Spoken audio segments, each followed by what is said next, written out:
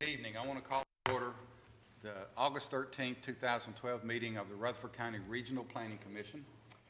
And if you would stand with me, please. Commissioner Steve Sandlin will lead our prayer and our pledge. Steve?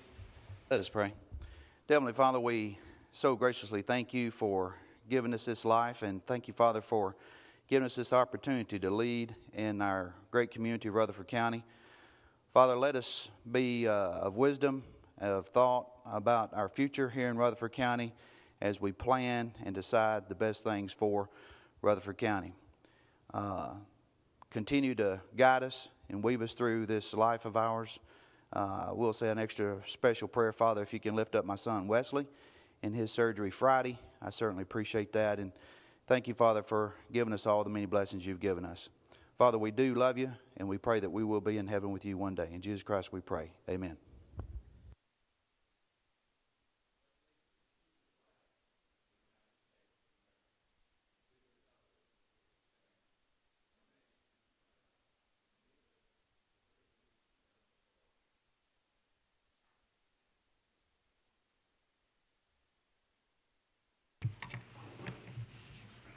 Thank you, Commissioner Sandlin. Roll call, Gail. Rhonda Allen. Here. Richie Boland. Here. Veronica Buchanan. Here. Will Jordan. Mike Cush. Craig Lynch. Pettis Reed. Here. Steve Sandlin. Here. Mike Vaught. Here. Vincent Windrow. Jeff Phillips. Present. We have a quorum. Thank you, Gail. Codes Department report. David? Codes Department report for July is on the table. On the back of the report, just compared to last year, real quick, we're up 100 single-family dwellings for the first 7 months of this year compared to last year. So we've had some good numbers come in this year. Thank you. Math, that's about 87.5% already of what we were last year. Real cool. Any questions or comments? Okay. We don't need to approve that, do we, Doug? No, sir. Item number 5, looks like Springhouse Development has been withdrawn and or deferred. Yes, sir, and I'll just make a brief comment on that. Since this is what they're proposing is a plan unit development, one of the requirements is that a neighborhood meeting be held before the commencement of public hearings on the subject. At this time, they have not been able to organize one, so after we've spoke with them about it, we spoke with their design engineer, they voluntarily took it off the agenda for now. So. Item 6, zoning request public hearings, and we're going to be talking about our new zoning resolution and map tonight. But before we get into that public hearing, we want to kind of discuss a little bit about, kind of revisit where we've been and how we got to this point, and then kind of highlight some of the changes we've made from the original draft. Doug, Ms. Elizabeth, it's all yours. Thank you, Mr. Chairman. I'll be more than happy to do that. As you know, this is the third public hearing of quite an interesting journey that we've been on here, upgrading our zoning regulations over the last year and a half or so. Of course, the first part of this project, as you all recall, was the development of the comprehensive plan. That plan was adopted by the Planning Commission back in April of last year. That really serves as the foundation for the zoning ordinance revisions that you have before you today and for the proposed map, again, that you have before you today. On your tables, you'll see that we have a 11 by 17 copy of the zoning ordinance, or I'm sorry, the zoning map before you. And we've been able, through the wonders of technology, to have basically this computer here is essentially running my computer back in my office. So we have the zoning map and we have the full functionality of being able to zoom around, zoom down to specific parcels and different areas, should you desire to do that at any time during this meeting. So with the zoning ordinance itself, I just kind of wanted to go over just a brief timeline as to how we've got to where we are today. Of course, after the comprehensive plan was adopted by the Planning Commission in April, planning staff, along with our planning consultant, immediately began working on the first draft of the zoning ordinance, which really entailed him sending us chapters that he was working on, us making comments on them, sending them back. That probably went through 2 or 3 different iterations before we actually had what we would consider a working draft. That first draft was distributed to the Planning Commission in August of last year, August 22nd, of 2011. That was the first time that that document was presented to you for review. Our first work session that we had scheduled to start the discussions on that was held September 26th of 2011. The draft zoning map was then distributed to you October the 10th of 2011. Following that distribution, we had community meetings. We had 4 different community meetings at different parts of the county. Those were on October 17th, 18th, 24th, and 25th. And respectively, those were at Whitworth Buchanan Middle School, Rockvale Middle, Oakland Middle, and then at Smyrna Town Center. Following that, there was, I guess during that time, there was a second work session that was held at the Planning Commission. As you recall, of course, after the first Planning Commission meeting where we had the work session, there was still a lot that we had to go through, a lot of material. Of course, when you have a document of this size and the amount that we were proposing to change, of course, it took more than one meeting to really go through that. That second work session was October 24th of 2011. Following that, we did make several changes based on comments we received from the Planning Commission and also from some of the comments received from those community meetings. We had a report on those changes at the November 28th, 2011 meeting. Our first public hearing on the zoning ordinance and map was December 12th of 2011. There was quite a few people here, as I recall, a lot of good comments and a lot of issues that were brought up for staff to look into and for the Planning Commission to consider as well.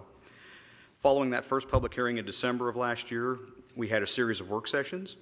The first one was on January 23rd of 2012, and the rest of these dates will be this year, so I'll just give the dates without the year. February 13th and then March the 12th, where we considered a number of the different issues that were brought up at that public hearing. Following those work sessions, a second public hearing was held April the 9th.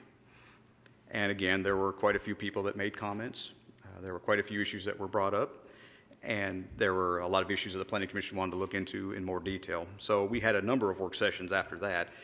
So we had work sessions on April the 23rd, May the 14th, May the 29th, June the 11th, which really ended up being more just of a brief presentation because of some other items we had on the agenda to take care of that night. So that was just a brief presentation from staff. June 25th, and then even this last month, July 9th and July 23rd. And we had 2 more work sessions. And that brings us to tonight, we're August the 13th, for our third public hearing on the zoning regulations. So you'll see we've had 4 community meetings. We've had 3 tonight, counting tonight, 3 public hearings, and then the number of work sessions that we've had, counting the original work sessions we had in September and October.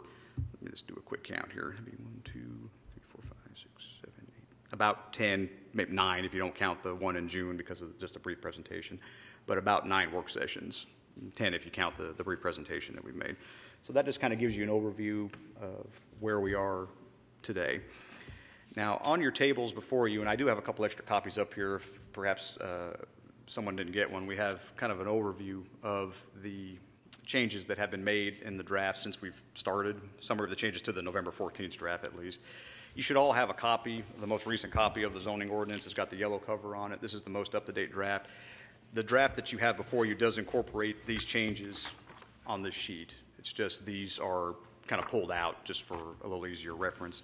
I'm not going to go through all of these just because, a lot of them are fairly minor, but I do want to kind of bring attention to some of the more major ones that we have.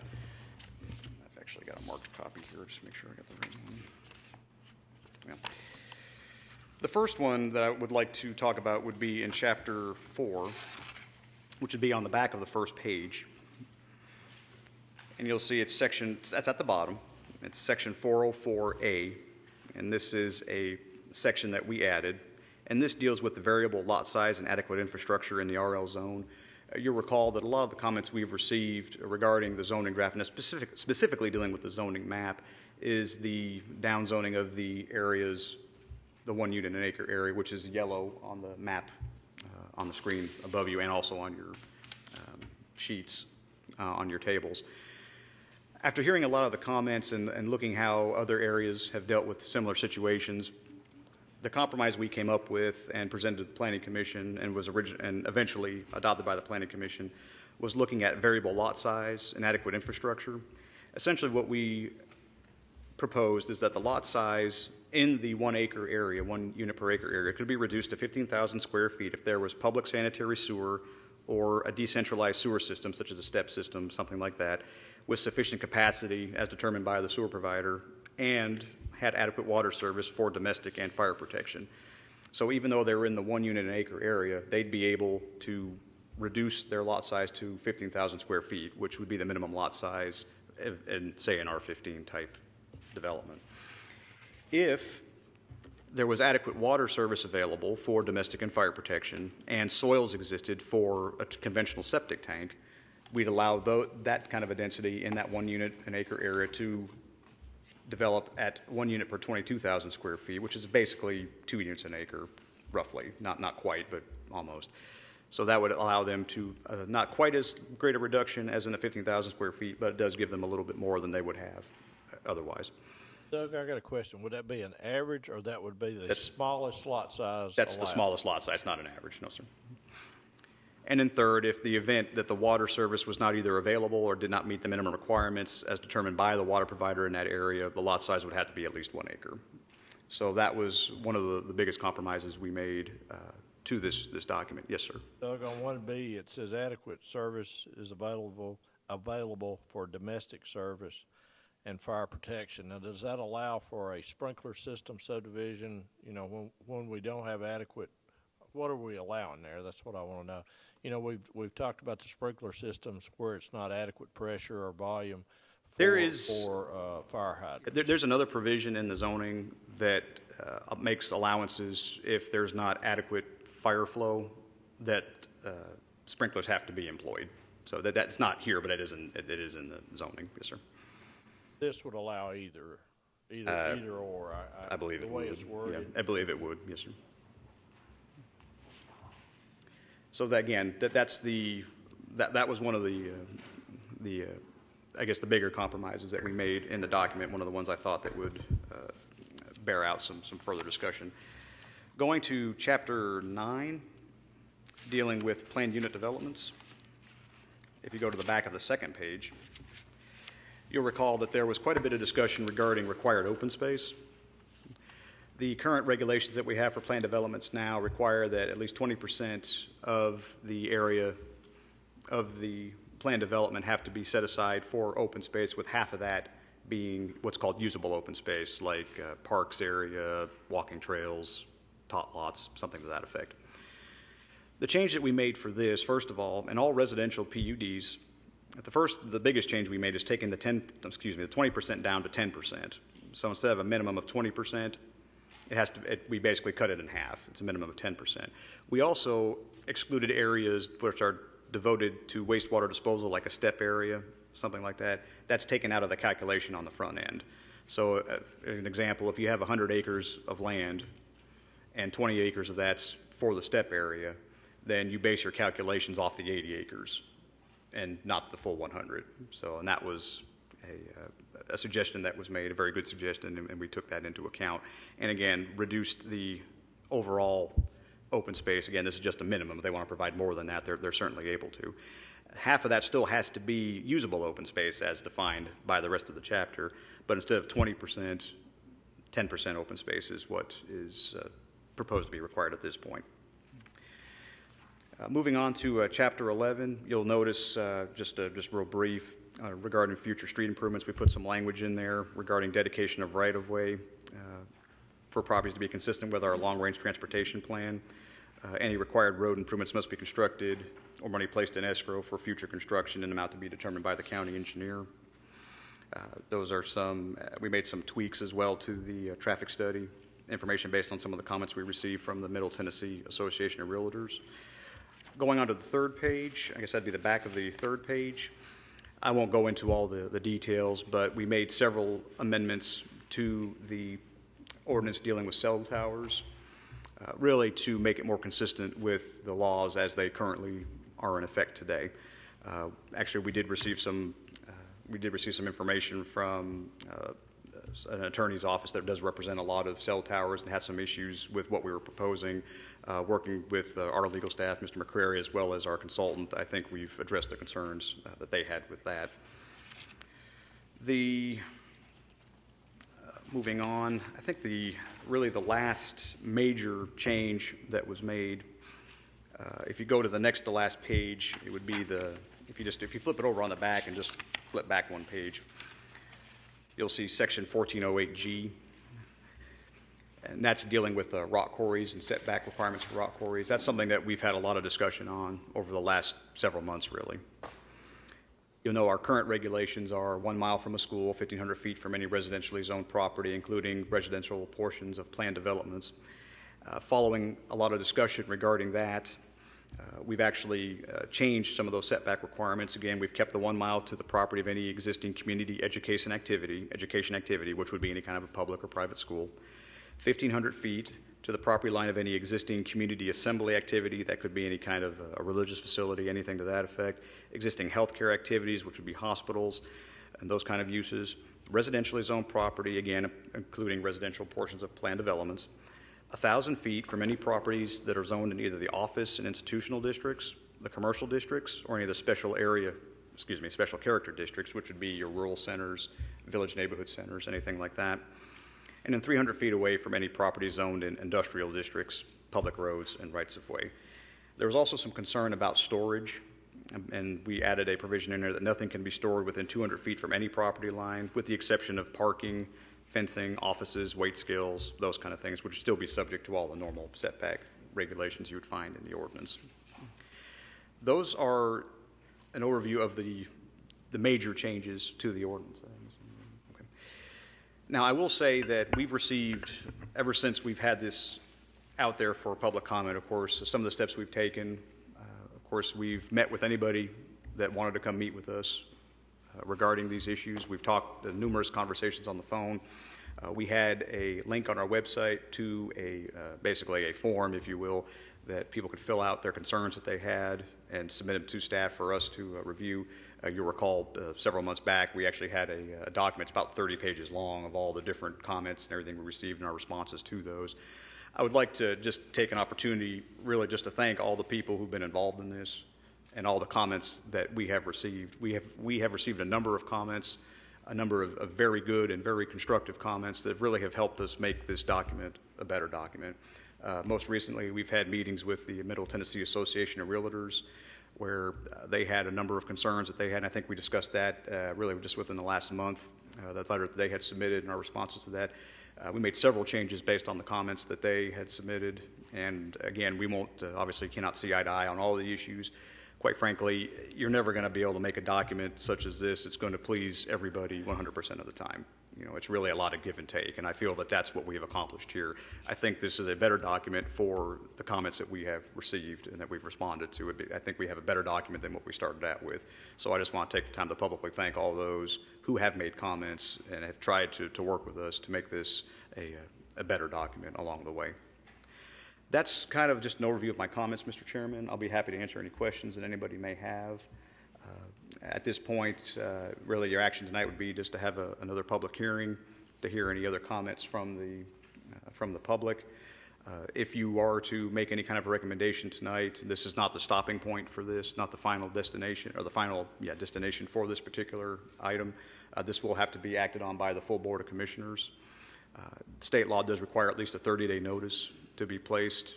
So at this point, we're probably looking at least October, because even if we ran it today would be 30 days for the next Board of Commissioners meeting. So obviously, we're not going to make that.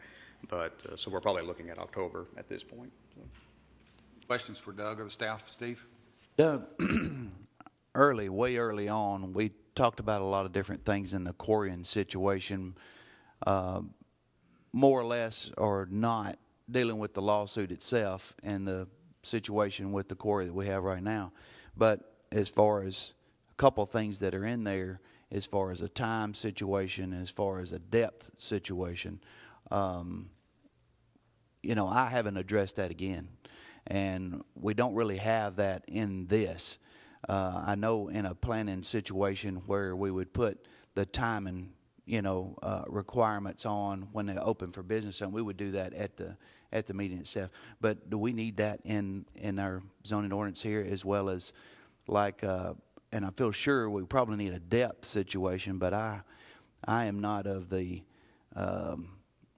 knowledge of what that depth should be or anything. I'm just throwing that out as an open deal, because we've had some issues with that, because at a certain level it's a harder rock, and it does different things to the surrounding properties that are in a coring situation. So I mean, I throw that out there for a loosely in a conversation right there, because I've had a few calls on it and we haven't addressed that.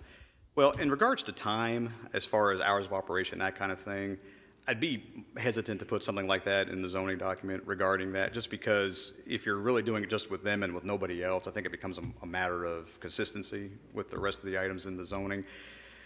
In regards to the depth of the quarry itself and any kind of a pit, I think that's something that should be handled at the site plan review stage. That whenever, of course, and I know that we all understand this, but the regulations we're talking about in here really deal with any new quarries that we might deal with in time, nothing existing. But I think if any new quarries come into existence, of course, what we're proposing in here for quarries at this point, and that was actually another change I meant to add to along with the setbacks that we discussed, we also, the Planning Commission also agreed to allow them by special exception in agricultural areas, not just heavy industrial.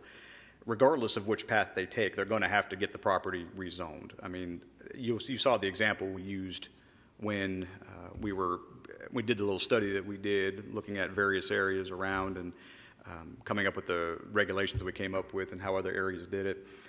You remember the example parcel that we used was about 650 acres, something like that, and with the regulations we have in effect, only about 50 or so of that would be quarryable. So what we envision in that situation is that somebody wants to do a quarry in an area, they're going to have to assemble several tracks in an area, bring it to the Planning Commission and County Commission for rezoning, and then from that point they still have to go to the Board of Zoning Appeals for a conditional use or special exception is what we'll call them now. So now even after that's done, assuming, for the sake of argument, assuming they go through all the processes and they get their approvals, they're still going to have to come back through the site plan review process, which is going to show items such as depth of the quarry and those kind of things. And any changes to that would still have to be brought back to you for approval. So I think it may not be specifically mentioned in here as you had worded it, but I do think from a site plan standpoint, I think that's where you would On deal a with that. depth situation, the state has nothing to do with that, or would supersede us into what a depth of a quarry should Well, be. yeah, they would have to meet whatever state requirements there are. Mr. Corbett, you're probably a little more familiar with the state requirements as far as the quarries than I am, if you wanted to speak to that. Of course, I would think, too, in a generality form, since I'm talking in generalities, not a specific location or anything, but if you're up on a hill here and it may be a different depth here than if you were on a flat piece of land, and what the depth would be there, that you could go for whatever hardness of rock or whatever. But it seems like we would need something in there, and that's why I'm asking this question. Well, most of the time when they apply for a permit, they will have done core sampling or some type of sampling to give an idea of depth. You can be on top of a hill and still only have 2 feet of dirt because of the rock around here. You can have 20 feet or whatever. So most of the time they will have gone in and done their core sampling and testing to determine what they estimate the volume will be, and then they'll come up with their design. Then we'll say so many feet deep, so the surrounding conference or whatever. And from that, the state monitors the water quality. They also monitor the air quality and some other things that they come under their program. So there is it'd be difficult to specify that we want our rock quarries to be 50 feet or 100 feet or whatever, mainly because of the variety of the geological conditions of the site itself. If I could, Mr. Sandlin, direct you to the draft of the zoning. If you go to starting on page, really starts on page 1420, but specifically 1421 and 1422 of the document.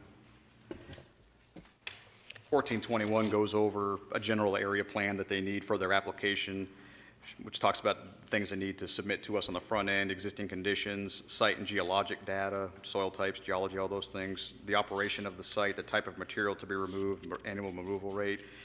And then if you look on the next page, 1422, you'll see under at the top there, it says, "Be a detailed site plan for the entire property proposed to be reclassified for this district drawn to a scale no smaller than 1 inch equals 200 feet, with the contour no greater than 2 feet. And in addition to the requirements for site plans, just generally speaking, the following has to be provided: the base data, proposed use, which shows final grading by contours, interior road patterns, estimated amount and description of aggregate or overburden to be removed, final use, basic reclamation, service by public water, other means of disposal of waste, and the area that may be disturbed once all applicable setbacks have been applied." So I think what you're asking for, I think, is dealt with. It doesn't give a limit necessarily, but it does say that you have to show us on the site plan what it is you propose to do. Right, but we have no teeth in the plan if somebody needs to go 1,000 feet deep for quarrying or 500 feet or whatever. We have a limit on the height of a building you can have, but we don't have a limit on the depth of a quarry or something like that you could have. And I know that will vary from, like I said, if you're on top of a hill, you know, what's that depth of that hardness of that rock, and like I said, I don't know what that name is, compared to a flat piece of property or something, and the depth you can go there or something. So I just wondered if that's in anybody's else's across the country, you know, as far as the depth on the thing or whatever, because it seems like some of the issues may have come from, you know, from blasting and that hardness of that rock. Based on the regulations we reviewed, and if you recall, I think we had about 10 different ones we looked at. I actually have a copy of the study here. We looked at various areas. I mean, we looked at some in Tennessee. There were some, let's see here. Of course, we have our Anderson County, Knox County, and Williamson County, all in Tennessee. Batavia Township in Ohio, Guilford County, North Carolina, Kyle, Texas, Shelby, North Carolina, Clackamas County, Oregon, and Fairfield Township in Columbiana County, Ohio. None of those had any kind of a depth requirement as far as a maximum depth that could be quarried. I mean, I think really it comes to a point where, you know, the folks doing the quarrying, there's only so much rock that they can get there. And again, a lot of it's going to depend on the area too. You know, and even within a county like ours, you'll have some areas that are deeper than basically like what Dale was saying, then we take what they've given us then on the grid maps and what they're going to do and the depth, and then hold them to that is basically what we do. Yes. You'll find the depth, and a lot of them, it has to do also with safety. You know, as they come up, they'll have to tear up to get it out of there. And in doing so, then the walls can only be at a certain slope and some other things. So there's a lot of things that goes into calculating exactly how deep they can go in there as far as taking the material out. It's very similar to open pit mining. Basically, that's what it is. So. Actually, you know, from the information we've received from the quarry operator, at least a quarry operator here, when you look at the quarry pits they have, they kind of do this. You know, they come down, then they kind of go in, then they go down again, they go in, they go down again for stability purposes and everything. They just can't drill or blast straight down. After a while, the wall's going to become unstable.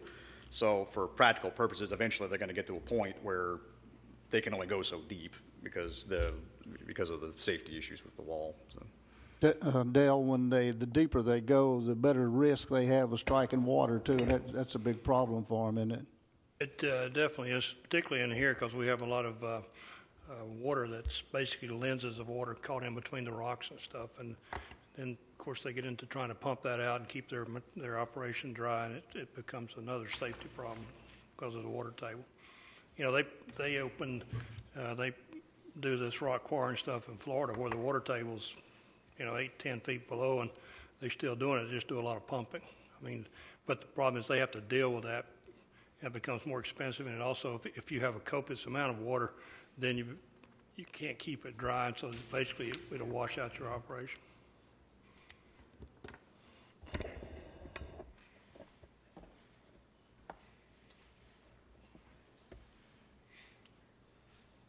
Other questions or comments before we get to our public hearing?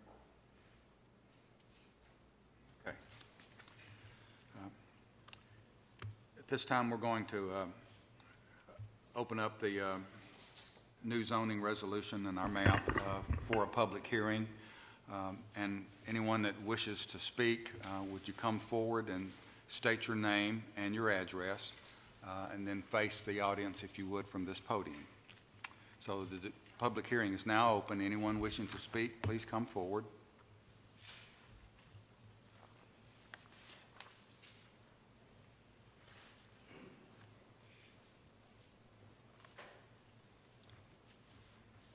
My name is Avon Lane. I live at 221 North Highland Avenue in Murfreesboro.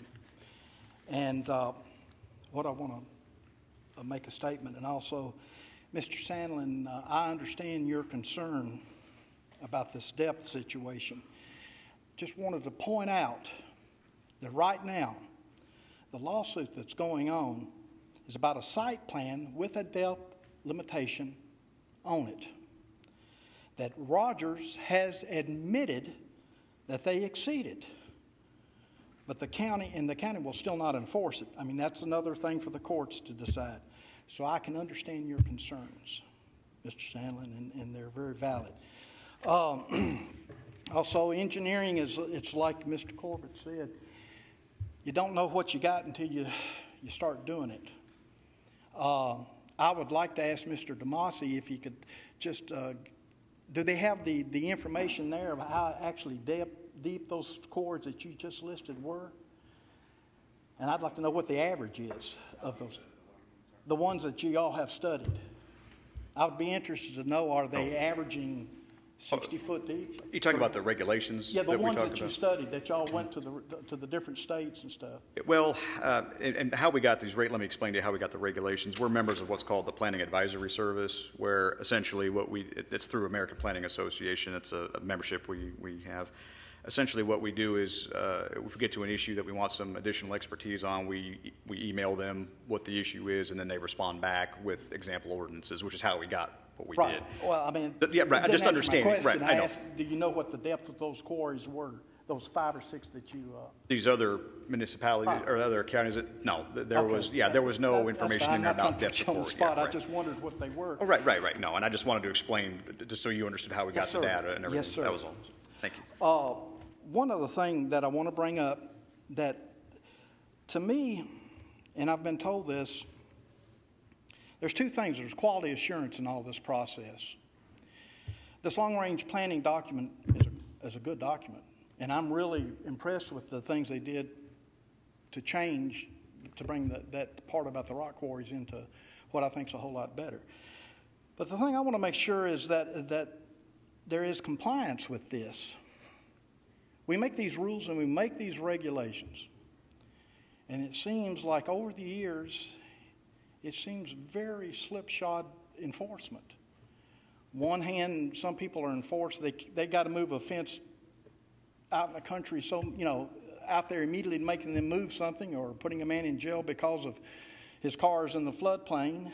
And then we have other things that I'm dealing with that are not enforced.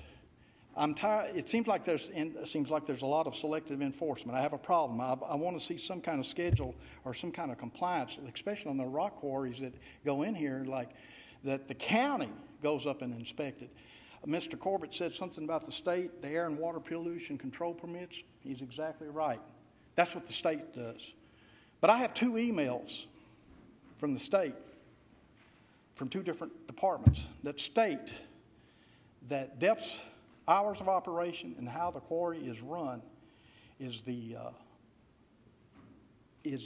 domain of the local municipality of the county of which it is in.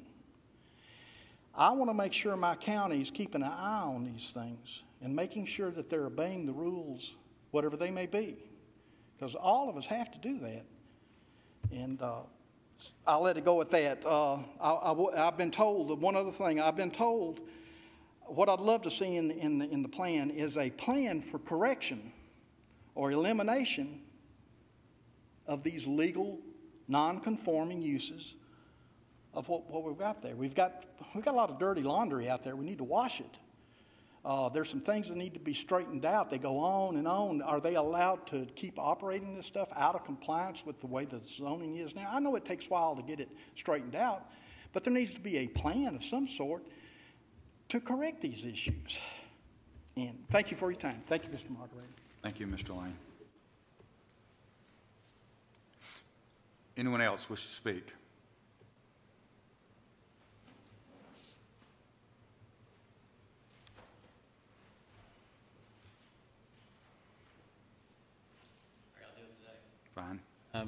I'm Jay Jackson. I'm an attorney. I'm partner in Mitchell & Mitchell, and I am up here tonight, and I'm representing the interest of Mr. Donald Bruce, who is a lifelong, well, he's been a resident of Rutherford County here since 1970.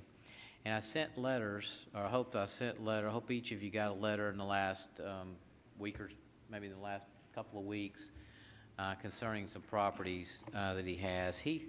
Just briefly, Mr. Bruce likes to think he keeps up on the way things are happening and what's going on in Rutherford County, but apparently he was well aware of the new law, the new changes that were being made, but what he was unaware of was that his property was going to be affected by the new zoning map. And so I know he's had some discussions with Mr. DeMasi, who's been real helpful with him and has talked to him, taken time to sit down and talk with him. But I don't think they can reach a mutually agreeable point on it. So he's hired me, and I sent out a letter, and I did that because I knew the time up here today would be somewhat limited in terms of how I could explain why we believe the problem. And in essence, the problem is that Mr. Bruce has 4 pieces of property that originally he were zoned residential. He went through the process that the county required and had them rezoned to a commercial use. I don't think they're all the same commercial use, but he did have them rezoned to a particular commercial use. Well, the new map proposes to move not all of them, but most of them back to some form of residential. And Mr. Bruce doesn't like that, opposes that, and wants this planning commission to, at least as it relates to his pieces of property, change it to a commercial purpose or a commercial zoning classification that is in line with what he currently has right now. And while Mr. Bruce understands the need for a new law, I too agree with Mr. Lane. There's a lot of hard work's gone into this law, and it's a really good-looking law. I've looked at it some today, and there's a lot of things in here that are really good. But what I don't like to see are situations where you have homeowners and landowners that have gone through the trouble and have gotten approval for their land to be moved from residential to a commercial purpose. That's not a cheap or inexpensive process, and at times it can be very difficult. What we'd like to see today is for you to specifically take a close look at the letter, take a close look at this, and before you recommend passage of the county commission, that you change the zoning on these pieces of property I had listed in the letter. There's 6640 Shores Road, which is an area of land which was rezoned to commercial. It's actually near 840. It's actually part of a smaller, or near. It's actually it was actually nearby a known commercial node where it was thought that there would be some development along 840. I don't think anybody anticipated that it would take this long to finish 840, but we know 840 is going to be finished this year. Hopefully that'll increase the development along that lines and those things. He's got some other property on Highway 99 also that is commercial now and wants to be rezoned to, the commercial now wants to be rezoned to residential, but it's also surrounded by and is nearby other commercial property. And we think that just like the Shores Road property, we think the Highway 99 property, the most consistent use for that would be some kind of a commercial district, some kind of a light industrial district. He also has a couple of areas of land on the old Nashville Highway. One of them actually backs up to what is the old Stoneman Rock Quarry. You know, we've been talking a lot about the new Stoneman Rock Quarry, but you've heard me talk a lot about it, but the old Stoneman Rock Quarry off of old Nashville Highway, it's a little area right next to it. It's actually, y'all have got that designated to be heavy industrial, which is fine, but he's got a tiny piece of land, and we think that any development of that land is going to have to be consistent with that larger area, which is classified heavy industrial. I've had conversation on the phone with Mr. DeMasi about that. We don't completely agree with all of them, but I don't think he completely disagrees with all the points we have. What I would like to suggest is at the very least the commission look at keeping his property zoned in some form commercial, maybe even what would look to me like the most residential friendly commercial, which is that commercial neighborhood. Looks to me like, just from reading it, it's the most commercial friendly. But in any event, that would be That would be what I would like to say on behalf of Mr. Bruce tonight. Thank you.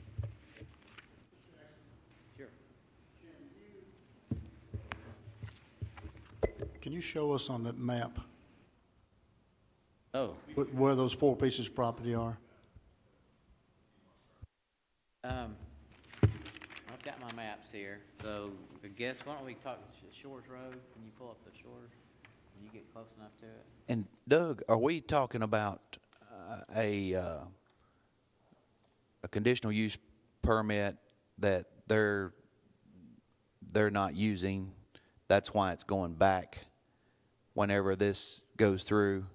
Because if you're not using that conditional use as that conditional use, then it would go back, and they would have to come back through. Right. Let me kind of just give Okay. a brief overview of how we got to the point we are, and I think that'll be a good refresher for everybody, and then we'll speak specifically on this one.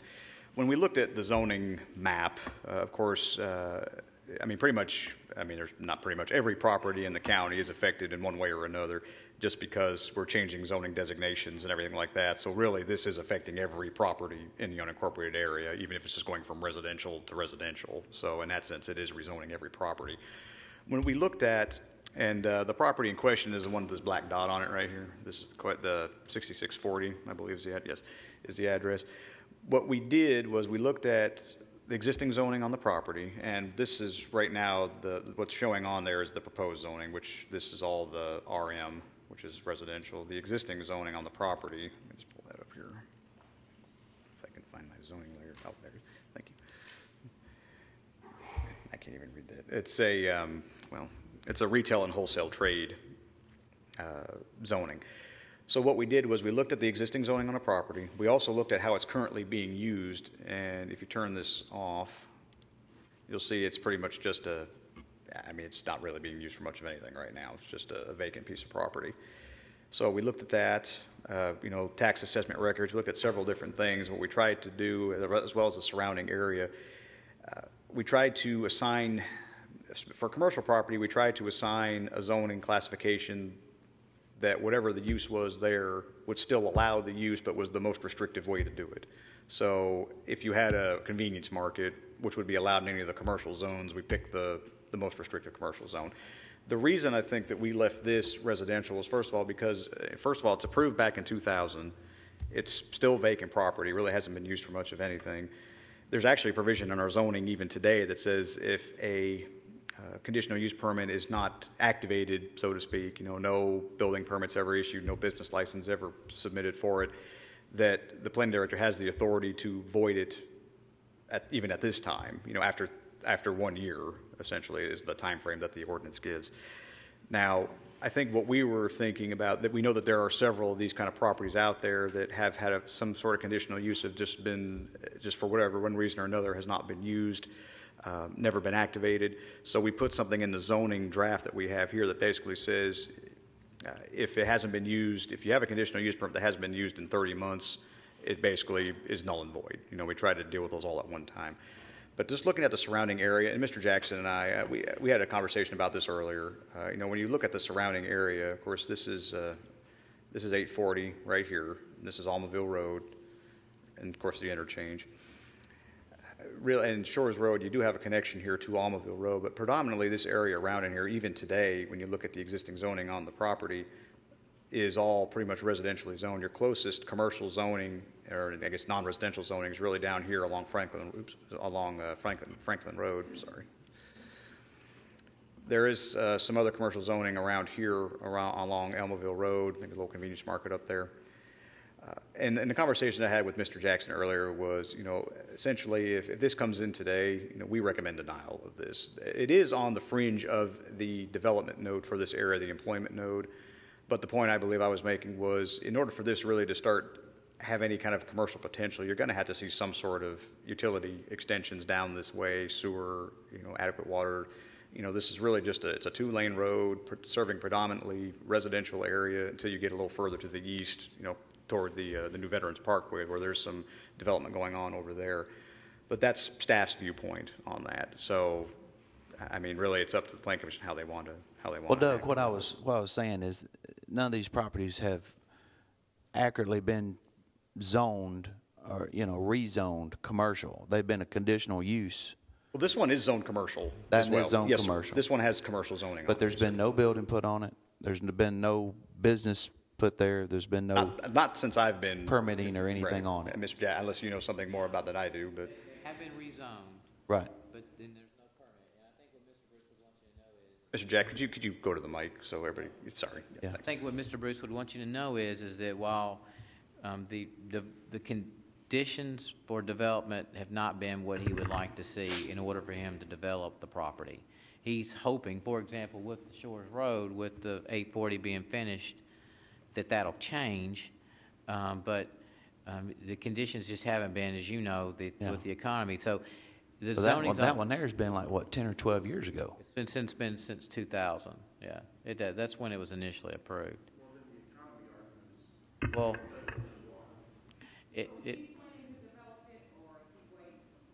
Well, I'm sorry to interrupt, but could we remember to get our mics? If we don't have the microphones, they can't hear over the TV. So is he planning to develop it, or?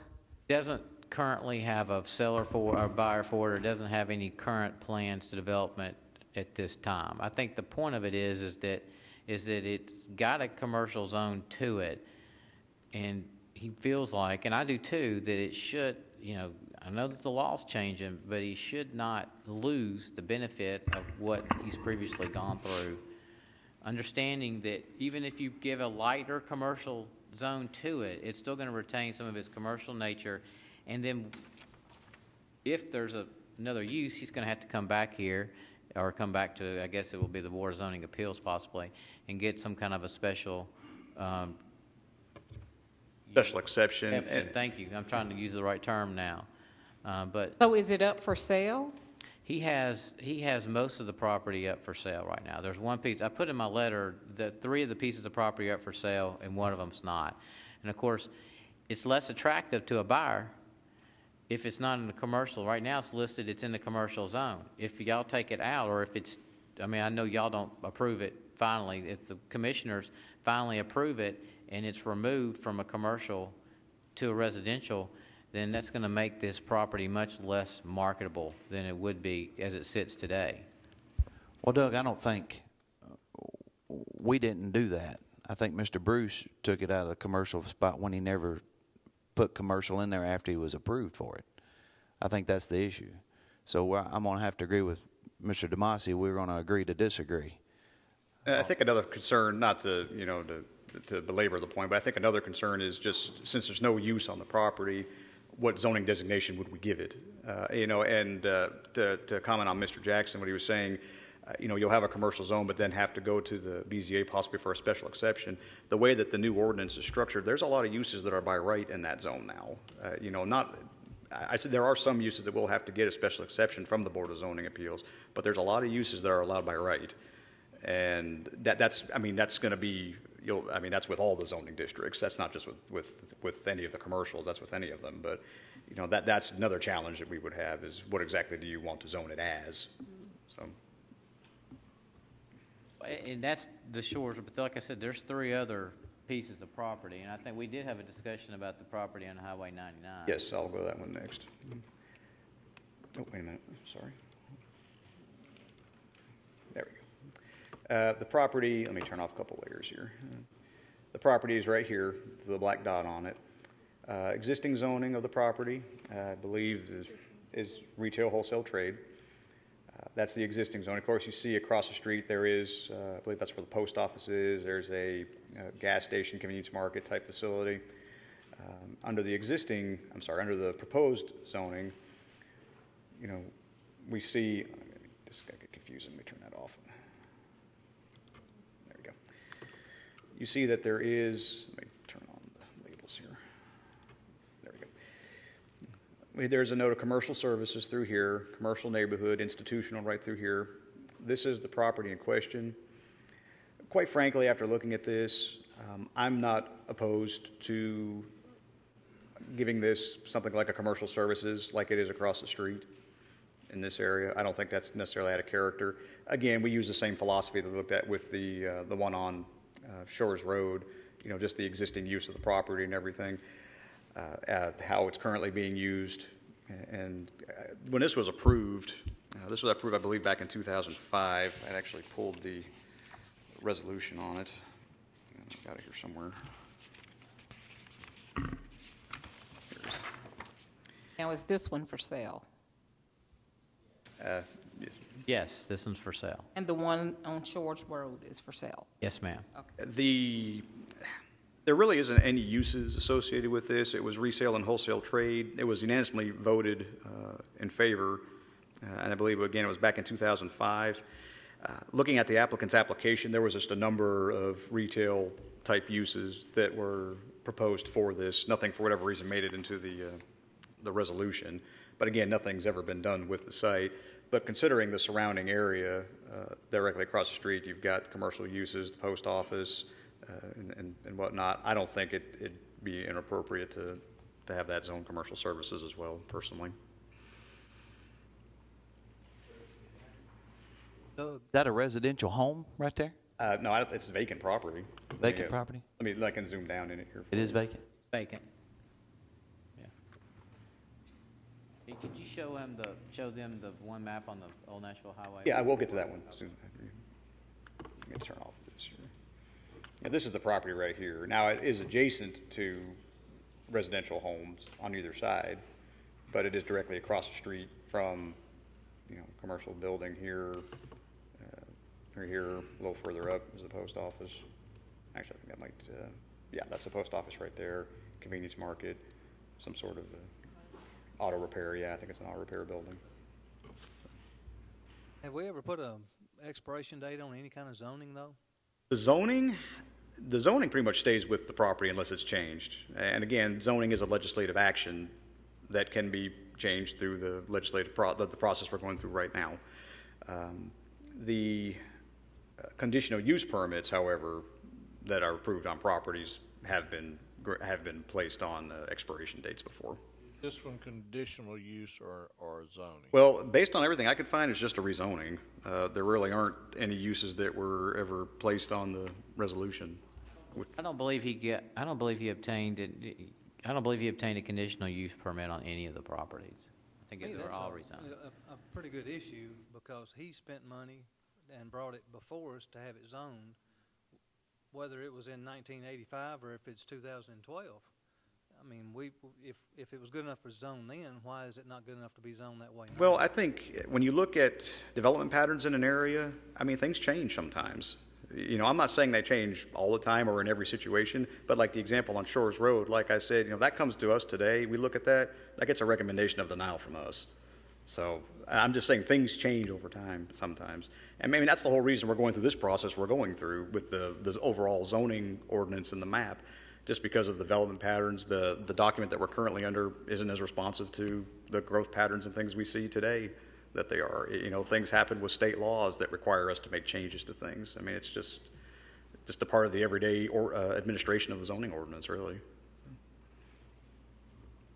And you want to see those two on, yeah. If I'm reading the original March 15th, 2000 memo, the Shores Road one was a conditional use permit. It did have one, yes, sir.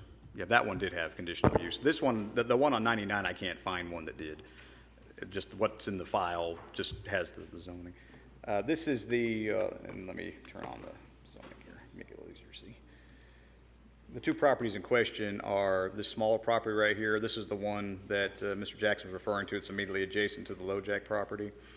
It's currently, I believe, a transportation zone, if I remember right. Let me turn this one off for a second. That's this one down here. And this one actually, and I'll get to both of these, but these are both zoned. It looks like transportation. Looking in on this monitor is really hard to. Yeah, transportation on that one, and I believe this one too. Yes, sir. Yeah, they're both transportation. This one here, I believe, has some sort of a storage facility on the property. This property here, the one on the lower side, was actually just granted a conditional use permit by the Board of Zoning Appeals for landscape storage, like mulch and equipment, things like that. So what we recommend for both of those, while I understand his comments regarding the zoning of this property on the north side because of the proximity to the LoJack property, turn this one off. being that this property is so small and is already being used for something else, I don't think a heavy industrial is necessarily the best classification for that property.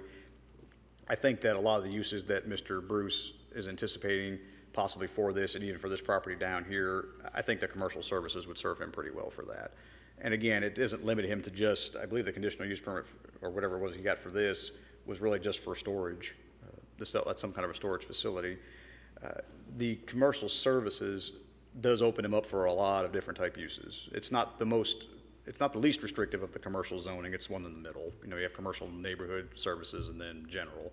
So this is kind of in the middle for both of those properties. So we are recommending for both of those, especially this one to the south here. This actually, based on what he was just approved for, this would be consistent with that. You know, this is what we would have recommended in any other case. So. I think the essence of our phone call was we disagreed on the Shores Road. Yes. Yeah. But which is showing there on this paper that you sent that it's conditional use. I think so if conditional use, I think, does go back, but if it's rezoned, it'll stick and stay. So we shouldn't have any problem on the true zonings of the properties if they've been zoned that way. But the conditional use part, they're changing the zone. The Shores Road was rezoned. Well, we're proposing, yeah, and I think, Ms. Stan, what you're saying is, let me go back to Shores Road. If this map is approved, if it's this recommend approved in its state that it's in right now, move forward to the Board of Commissioners, and they approve it in the state that it's in, this property goes to residentially zoned property on Shores Road. I mean, the zoning doesn't stay put because there's an action after. Well, it was all residential to begin with. Well, the one on Shores Road is actually. RS-15. Not this one on Shores Road. The one on Shores was. Was it a conditional use within within R-15? No, this was a conditional use within the retail trade, the wholesale retail trade zone. It was a commercial zone. That's what Mr. Bruce is saying. He went to the trouble to have it rezoned, and I think and I could be wrong about this. Mr. McCreary could tell me, but I think under the existing law, I think if he had gotten a conditional use permit in 2000, I think it would have expired by now. I know under the new law, I saw a provision in that for that to occur, but I think the issue for him is the zoning itself. If he's gone to the trouble and it's been rezoned, I think he should be allowed to keep it that way. And another point, I know that there's a lot of these uses that have been used, but Mr. Bruce's, when he found out, he came, he talked to Mr. DeMasi, he's gone through, he's hired me. He really, this means a lot to him. So there's probably other people where this stuff, they've left it the way it is, maybe because they don't care. Mr. Bruce does care.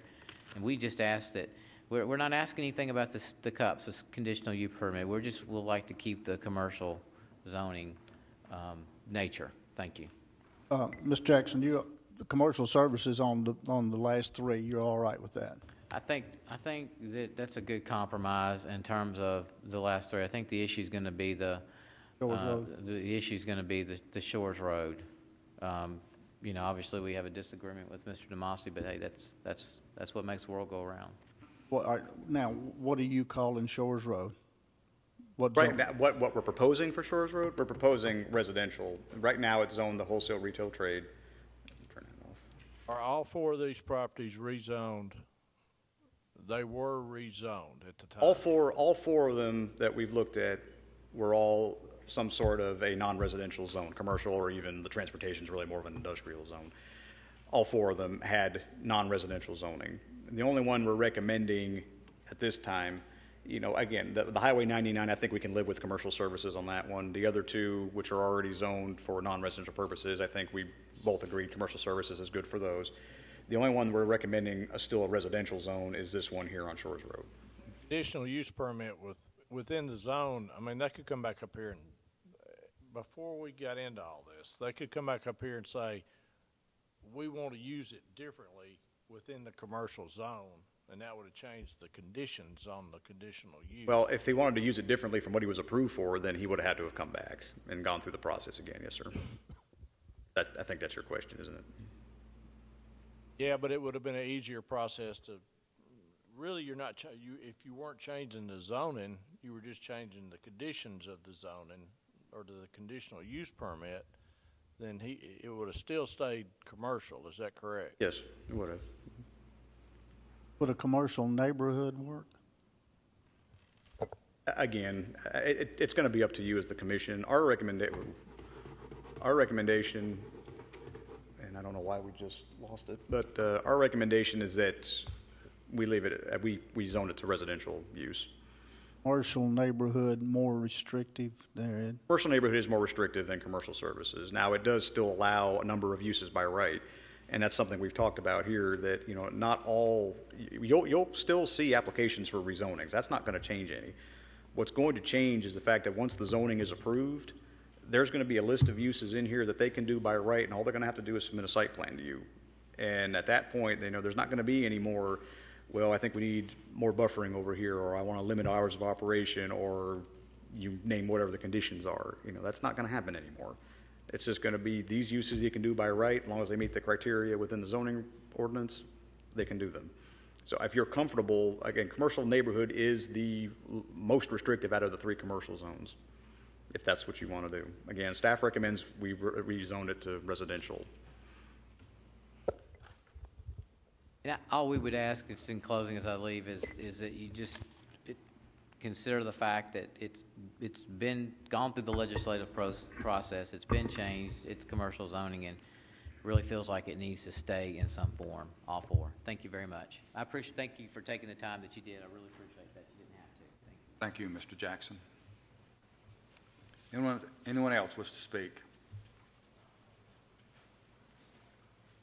Yes, come forward, please.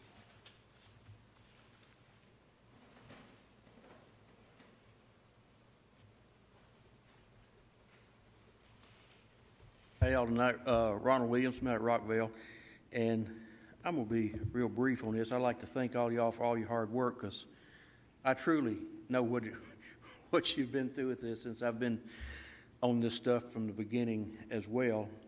My concern is just one that about the depth and the layers of rock if we were to do a quarry. Now, I agree that we probably won't ever have one, but in the case that we would, and here's my concerns about the water. On my farm, I've got 5 springs, and if they were to dry up, I'd have to get rid of all my cattle or do something else. An acquaintance of mine had rented a farm out near the Burnt Knob site, and they had 2 ponds with springs on them, and they've dried up. Well, everybody wants to blame everybody for things that go happen, so I don't know about that. But because of that, I got me a little education about how this works. I went and talked with one of the engineers here in town, and Mr. Corbett may be able to shed a little light on it for you. But just so we kind of understand what happens on this, the top layer of the limestone is broken down into 3 different layers. It's called the Hermitage, the Upper Ridley, and the Lower Ridley. These layers of rock are porous and they are brittle, like glass would be on a entranceway on a door, where if it hits, it breaks up real easy. Water goes down through it. If you set off dynamite in this, it just all busts up. However, when you get to the next layer, the Pierce layer, or the layer that's below that, it's called the Murfreesboro layer. The Pierce area layer is where the groundwater stops. The groundwater stops and is channeled into the springs and all. So I would just ask for y'all to look at not particularly a depth, but that when they're acquiring this rock, wherever they are, that they can only go down to this Pierce layer, because in the regulations, if you do anything that changes the underground groundwater, then it's supposed to be in kind of a prohibited use. So I would just ask for y'all to look at that, not from a particular depth perspective, but they can do core drill and say, I was talking to Mike Williams about the county rock quarry, and he said that they don't get below that because when they do that, it generates a lot more dust, a lot more problems. And if they blast in that layer over here, 3/4 of a mile or a mile away, it damages stuff. Where in this first 3 layers, it doesn't. It just breaks up. So in listening to all of the complaints and all over the years on this thing, it might, they said initially there never were any complaints, which they were in this layer, and now I know the people that have had broken windows and all this out there, which would go along with, they're down maybe blasting in this pierced layer. So my only request would be that y'all would look at the type of layer that they can go down to, be it 60 feet, maybe 100 feet. They don't know in those particular areas, but they can only quarry this type because of the adverse effect that it would have on the underground streams. Because I know on my farm, if I get my springs dried up, you know, that's a big deal for people in the rural areas. Wells, I don't know that many people are on wells anymore. I've got one on a couple of my properties, but it's not a total reliance on, since CUD's done such a good job on this. But I would just ask for y'all to look at that and consider that in the regulation of what they can quarry on that, and not necessarily a specific depth, because 60 feet is what everybody's told me is kind of general accepted area, and that may be why in the Stone Man's initial request that they requested just to go down 60 feet. I don't know about that, but that was what was in there. So, yes. Well, I spelt it P-I-E-R-C-E. But that's the hard, really hard stuff where the groundwater stops. So anyway, I got me a Reader's Digest version of how this does, and Mr. Corbett might be able to share some more information on that. But I would hope that you'd look at that just to help preserve the underground water, because that is a real concern for those of us that live out in the rural areas. Thank you. Thank you, Mr. Williams. Anyone else?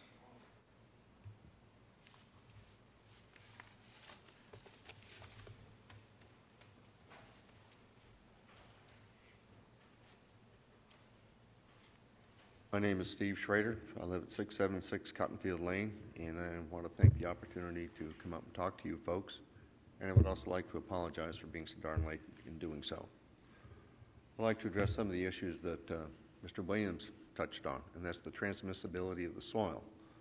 I'm a mechanical engineer, used to work at Arnold Air Force Base and did a fair amount of work in vibrations. When you set off a dynamite charge, like he said, if it's the type of rock, it'll break up. Fine. If it's hard rock, then you're going to get the shock loads transmitted a considerable distance. And the reason I'm bringing this up is because there was some blasting in my neighborhood a couple years ago when John Floyd was building his new subdivision. And this guy came out, and he apparently had a seismometer in his pickup truck. And he plunked that thing down in the yard right next to my neighbor's house with the inference that that was going to give him valid information with regard to the blasting that was done somewhere down the road. Now, my neighbor's house doesn't rest on lawn. He's got a foundation. That seismometer didn't go down there deep enough to touch on the foundation to be able to record information that would be useful in determining whether or not the blasting had done damage to his house. Mr. Williams inferred that neighbors had complained about windows breaking and things like that. And I think that you guys have been trying to address this issue, and you've been, to my way of thinking, you've been dancing around it. And I think that what you need to be able to do is to have something in the regulations that says, hey, if you're causing damage, you're going to get hammered. And that the way to determine whether or not damage is being caused is to put instrumentation out there, or have the authority to hire somebody to put the instrumentation out there and record what's going on, so that you can relate to the damage at these various residences or structures to the blasting that's being done. So I also want to thank you guys for doing a great job on the other sections of this. Thank you very much.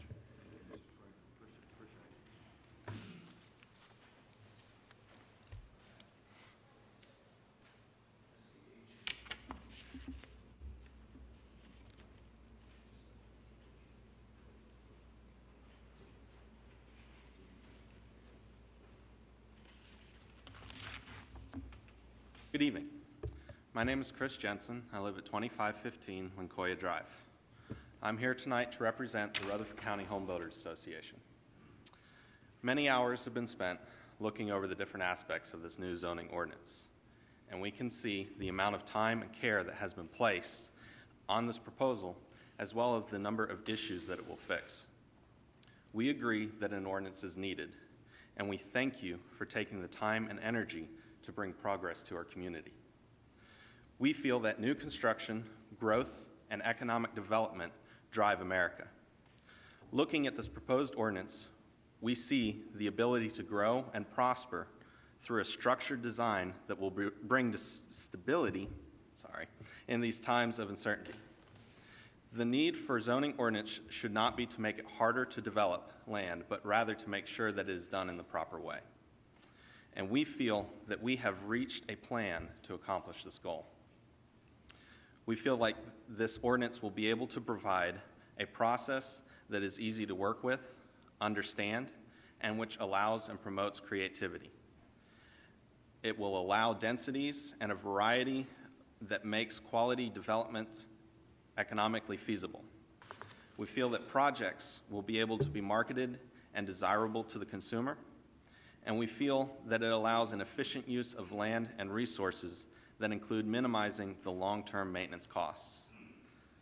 The Rutherford County Home Builders Association feels that the zoning ordinance has become a desirable ordinance for a healthy, growing economy.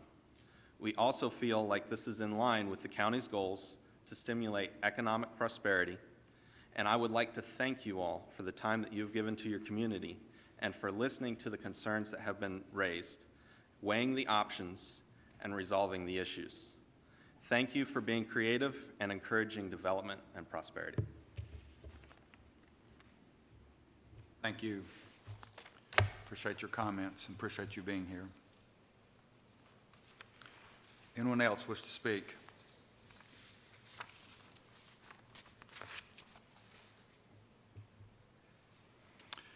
I see no one else. I'll declare the public hearing closed, and we're back open for business. If I may make a couple just additional comments. These are a couple of items that I didn't mean to bring up actually prior to the public hearing, but nothing that I think will affect the outcome by any means.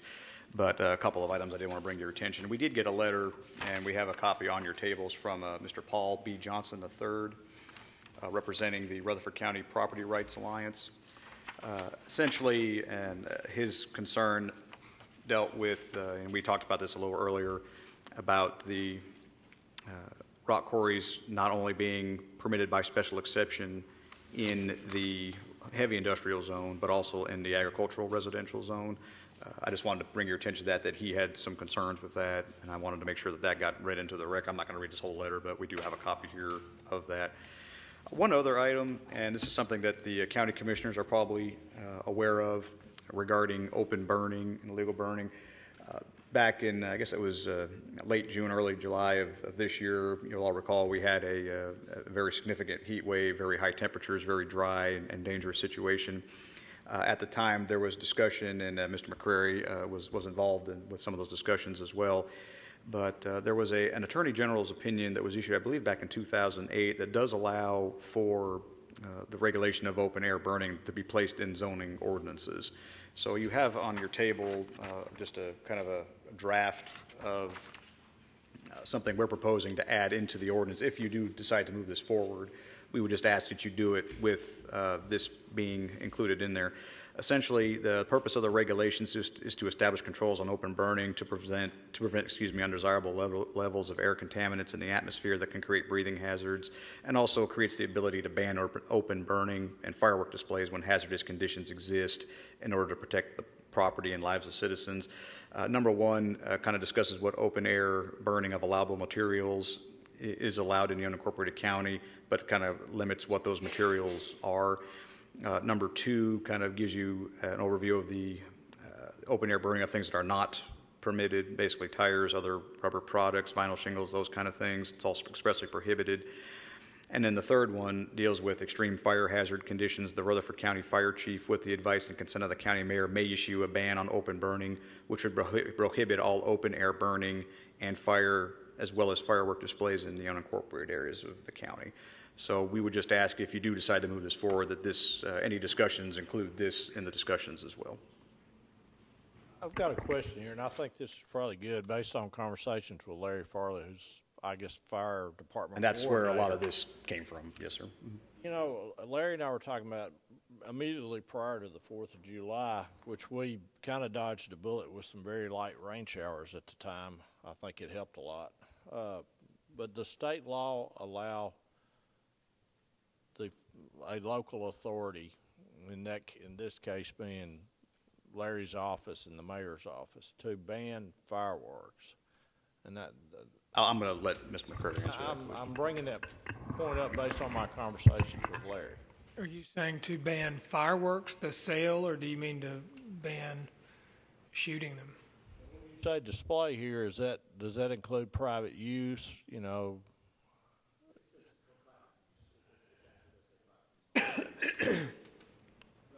And it says display too, and you know, yeah, that includes that. All right. Is that your question? No, that was two questions. The first question is, does state law allow a local official to do that? I mean, right. My question was, do you mean his understanding at the time that it did not? Right.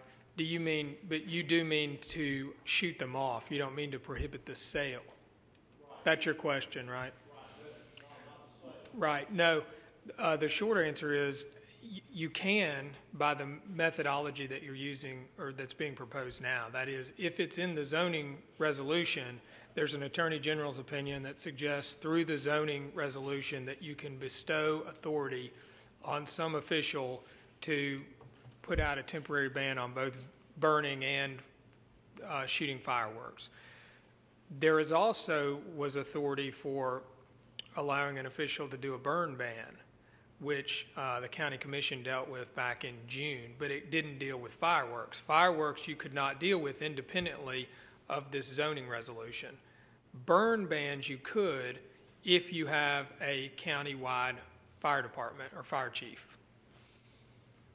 So I probably confused you there. I should have stopped earlier. You answered my question. So, by including this in the zoning, if this had been the zoning prior to this year's 4th of July, then Larry and Mayor Burgess would have had the authority to ban burning and ban fireworks display. Right. The display of fireworks. That's right. Shooting of fireworks. Right. I always have the question then about the or else, the consequence of, if, let's say we put the ban in place and someone violates it, do we need to spell out what the consequence is here, or what is the consequence? Well, as far as all the enforcement is dealt with through the zoning. There's a specific section on enforcement, thank you, in chapter 14 of the ordinance. It deals with enforcement of all the provisions in here. We didn't spell it out specifically because it would just fall back to this by default anyway. So.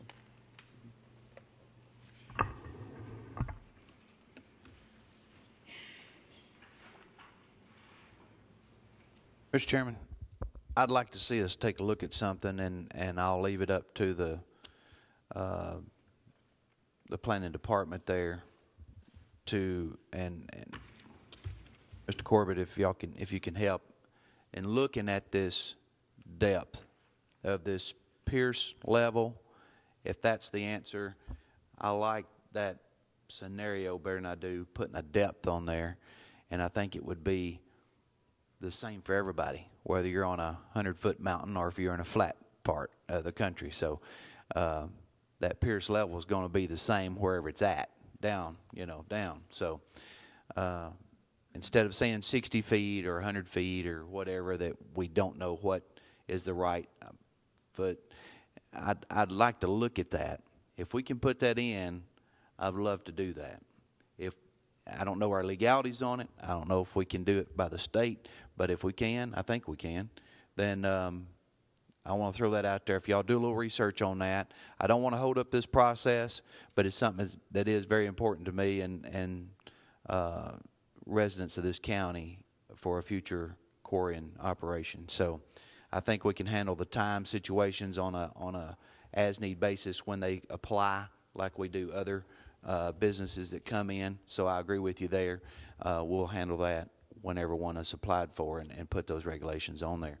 But this right here, I think we need something in our zoning ordinance saying whatever that level is. If not, then it's going to be up to the grid maps and stuff. And I think it's handled there, and you stated that, Doug. And I will say this may give a little more security of a depth level in a way that's not going to, or that's going to be in a better situation for our community as far as and damaging other pieces of property and stuff later on. Of course, that's the will of the commission. Of course, we'll do that. I will say that as part of their applications, and this goes for the application, even a site plan, part of the, let me say that. Part of what they're required to submit to us is site and geologic data, which deals with soil types, geology, again, referring back to 1421, surface drainage patterns, and not just that, but also groundwater movements and aquifer information, including any recharge areas where the water would go back into the aquifer, going down through the levels. I mean, I think that information at that point is provided to us at that point. I think this is just another tool to help us in this situation. They could go, all they want to go is 100 feet, and this Pierce rock level may be 150 feet or 200 feet. I don't know. But what I'm saying is, and I don't know if this is the answer, that's what I'm saying. It's just been brought up tonight. It's the first time I've heard it. It may be total out of play for me to even be bringing this up. If y'all take a look at this and check it out, we can put this in here and just to give us another point. And I don't know if this Pierce level is the answer, but it makes, just from on the surface, it makes me feel better. I appreciate it. Just one comment. Typically, your rock formations will, like I say, they won't be the same elevation throughout the county. They'll be up and down. Some of them will be inconsistent. In other words, it won't be just a straight line through. And so the USGS soil maps usually only go about 6 or 8 inches, and so we'll have to see where I can find some logs or something. There may be some places where it's been mapped. That'd be the only way to know that it's continuous enough through the county to put that in there. I say that because if say it's in 2/3 of the county, or it's thinking, it's not consistently there all the time, it might be a challenge. But anyway, we can research that and get back to you on it. I appreciate it. And staff, even Planning Commission, I appreciate everybody's hard work on this thing. It's finally coming to, I think, a point here. And for everybody that's come in on comments tonight, I'm real impressed that we only have 5 to speak. And so that says something about the hard work and dedication to the staff and the committee and to this body. So I do appreciate y'all very much and what all you've done. And we went through some tough little tweaks and turns, but we're never going to have a perfect ordinance in any way, form, or fashion. But we're close at this point right here of this date and time. So what next year or next month brings, we don't know. But I do appreciate all your hard work. Thank y'all very much. Thank you. Would it be appropriate, Doug, to try to get back next month at our 6 o'clock meeting with that additional information, whatever? We could probably have it for you at our daytime meeting, I mean, quite frankly. Let's just take a month and at this meeting, 6 o'clock meeting. You can do it in 2 weeks if you want to. I don't care. I mean, I guess it's really up to the Planning Commission. I mean, at this point, if you want to have it another, I guess I'm kind of wondering what your intentions are at this point. I mean, we've had 3 public hearings now. Are you wanting to have a 4th to consider this information? I just have one question, Doug. As far as the enforcements that one of the citizens spoke on, are we going to do any type of checks and balances on the enforcement? Because, yes, a lot of hard work has went into this particular ordinance, I was wondering, are we going to have any checks and balances on it? Or we just Well, I mean, I think enforcement is going to be dealt with, I mean, really the same that it's being dealt with now. Now, without going into a whole lot of issues about the one quarry that Mr. Lane brought up, there's, I mean, that's been an ongoing issue for the last 20, 30 years. And of course, I mean, there's been a lot of employees come and go in the county since that time. You know, I feel confident to say now that I feel pretty comfortable in our enforcement abilities today. And so some of the things that may have been issues in the past, I don't think are really issues today. So I don't think there's really anything that needs to be done to change what's already in there. I will say that. But does that answer your question? Okay. I just want to make sure, because a lot of work has went into it, and I just don't want it to, just kind of. Yes, ma'am. If I was reading Commissioner Sandlin's suggestion, we move forward with this, and this additional information we can just discuss and amend if we need to at some point in the future. Yeah, I'm not talking about another public hearing, and that's what Rhonda was just saying. Commissioner Allen was saying, are we required to have another public hearing if we change anything? And I don't think we are. Well, at this point, this is an addition to something we've already got in there. Right, so. and I mean, this is the third public hearing that we've had. I mean, the public hearing you're required to have. I mean, you're required to make a recommendation, but the only required public hearing in state law is at the county commission level. So even with the first one, we've gone above and beyond what the state requires. We still have one at the county commission level. Oh, yes, absolutely. Yeah. We have to have that. Now, and I will throw this out there as well. We fully anticipate that whenever this does make it through all the process, all the planning commission recommendation, the county commission level, we do anticipate probably in a 6-month time after that, we'll have what's called, and I think we've talked about this before, a glitch ordinance, which kind of comes back and we'll have like a list of things that say, okay, this is the way we had it written. It turns out we probably meant to do it this way, and then kind of make just some changes like that after we see how things function. If you wanted to move this forward and then leave what you're talking about, Ms. Sandlin, to the glitch ordinance, something that we will deal with, just not, until the glitch ordinance, that's a possibility. If you feel more comfortable just dealing with it now, that's fine. I'm pretty much, I think I'm in agreement that, we're probably not going to see any kind of a quarry anytime soon. But, I mean, I'll leave that up to you just for discussion. I just throw it out there I was just asking you to bring this up, so if it would be 2 weeks or the chairman said next month at the night meeting, that's fine. And actually, I plumb forgot about the last public hearing is at the full commission level, so.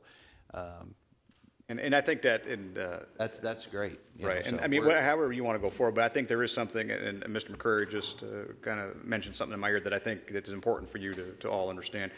Once this goes to the county commission level, once this is recommended approved here, that becomes what's called the certified version of the ordinance. The county commission at that point cannot make any changes to it without sending it back to you for review and comment or recommendation, and then sending it back to them.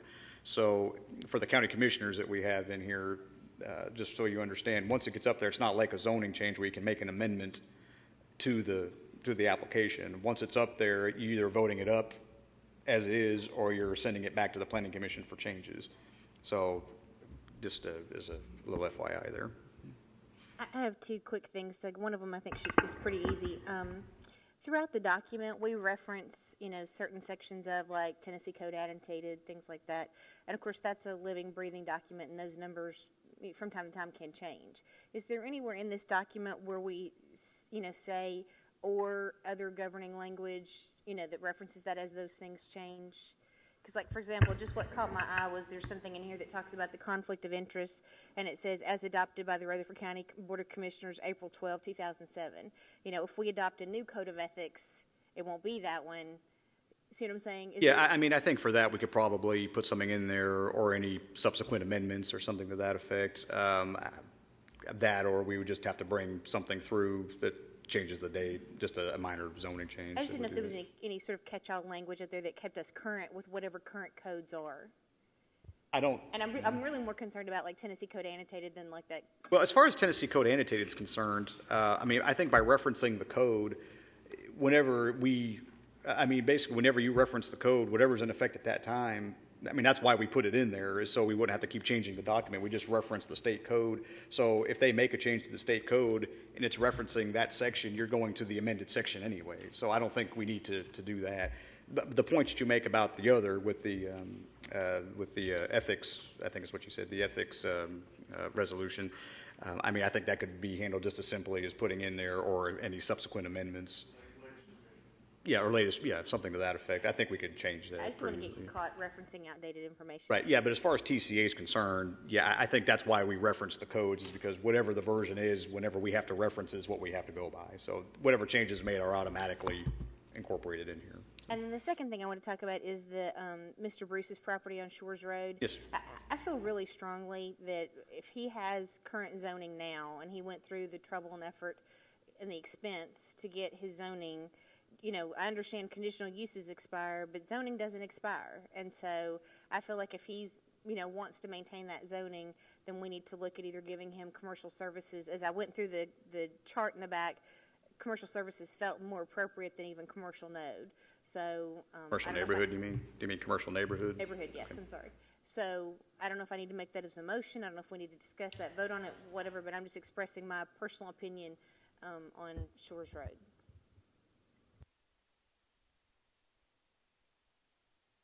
Well, before I agree with you. It may be commercial neighborhood on the first one, commercial services on the last three.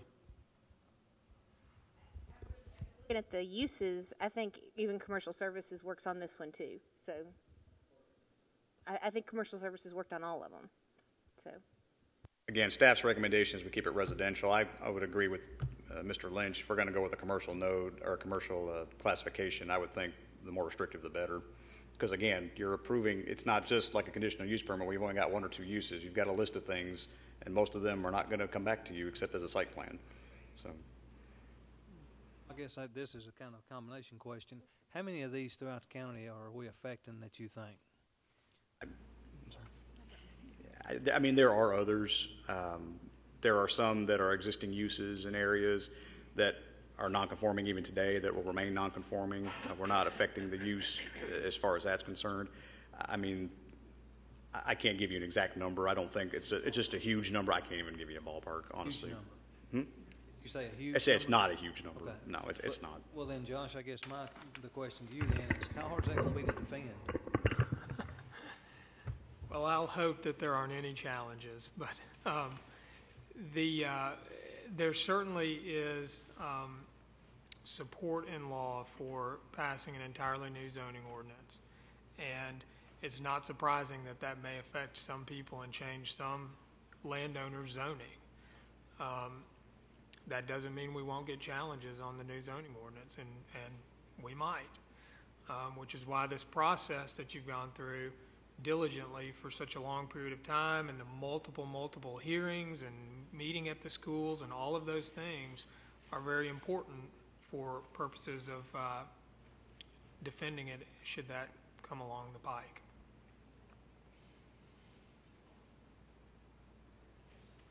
Have these property owners received notification that their zoning is changing? Well, again, every property in the unincorporated county is being changed.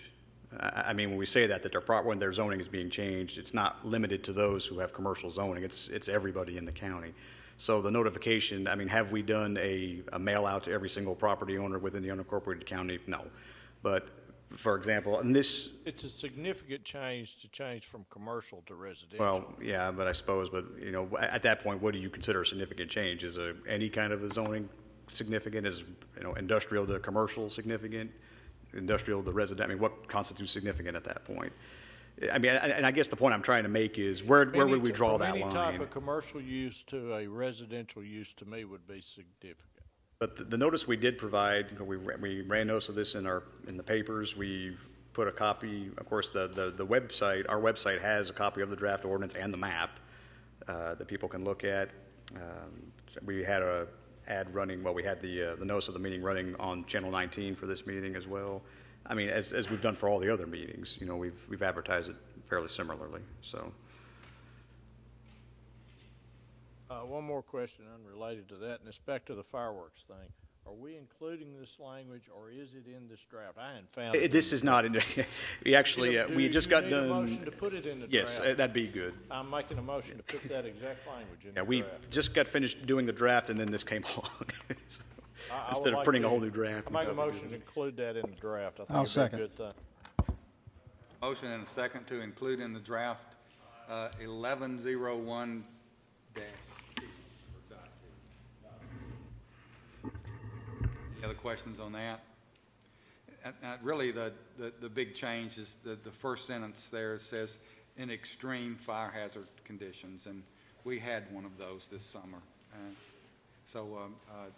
That's the real change. Any other questions, comments on the motion? No, but because I did not make a formal motion a moment ago. I just said I would make one. So I think we can vote on this, and then I'll make my motion in a second. Voting on amendment 1101.T. Any other questions, comments? All those in favor, please say aye. Aye. Any opposition? That motion carries. Thank you, Doug. Doug, thank you and the staff for putting this in here. Glad to do it. Yes, sir. I'd like to make a motion for all of Mr. Bruce's properties that Shores Road be zoned commercial neighborhood, CN, and that the other three be commercial services. Motion to zone all of those properties commercial, with the exception of the one on Shores Road to be neighborhood commercial. And a second. Second. Discussion on that. Just to be clear, we're not, boom, this is what we're doing one night right here. This is something that's already passed. We're just keeping it that way through this zoning ordinance here. These were already zoned. All four of these were zoned for non-residential purposes in one form or another. Yes, sir. Other questions? All those in favor of that motion, please say aye. Aye. Any opposition? Motion carries. Weakly, but it carries. Thank you. One more question. The Rutherford County Property Rights Alliance, if any rock quarry does come through, anywhere through, you did say at some point it does go before the county commission. Right. Well, let me kind of explain. Some of the, and Mr. Jackson and I even discussed this earlier on the phone as well. Let me just zoom out here. You'll see that when the zoning comes up here that you'll see a few green areas. I guess they're kind of lighter green on the map, which are zoned for agricultural purposes. Now, most of these have, pretty much almost all of them have been requested that zoning by the property owners themselves. Okay, we did have some others on there that the people saw it and they didn't really care for it, so we put it back to just a generic residential type zoning.